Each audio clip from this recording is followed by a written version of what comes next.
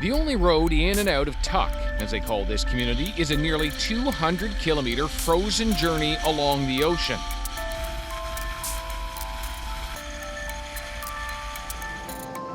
For dozens of winters, it has ended isolation, brought fresh groceries and outsiders.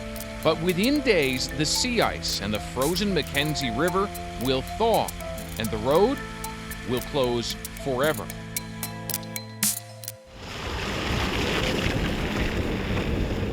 Well, every year when the ice was gone, everybody just like it's so lonely, you're isolated, you're stuck again. Merv Gruben's ancestry in Tuktoyaktuk goes back more generations than anyone can remember. But the history of his community and the country is about to change. This is the beginning of a new road, one to be open year-round, crisscrossing the open tundra. It's great for the 150th anniversary of Canada, I think.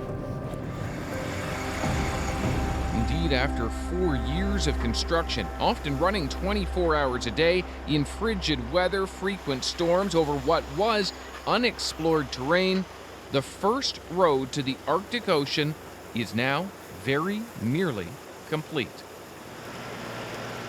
Just this one bridge remains. When it's finished, Canada will be connected from sea to sea to sea. And for the first time, we're driving the whole way from Inuvik to Tuk with Merv Gruben.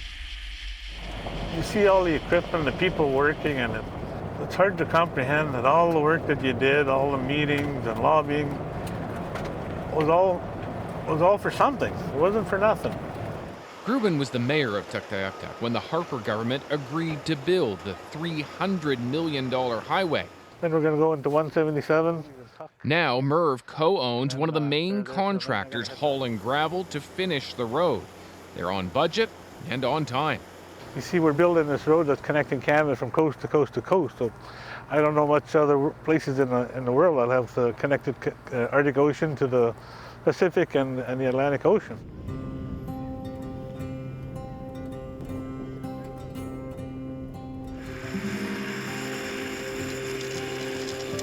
Great bragging rights for Canada, but at the cost of big change in little Tuktoyaktuk.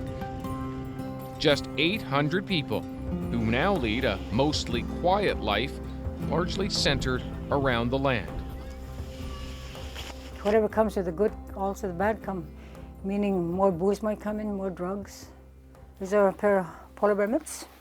Eileen Jacobson has her worries, but she makes a living touring visitors around her Arctic community too. And that's what we use for when we're traveling out in the dead of winter. Yeah. Since I was born and raised here, that's what I tell them. A little bit of history about our town. And I also do 3-hour tours, which is a culture tour. Do a 2-hour tour of the town, then I bring them to my home. Then I feed them our native food.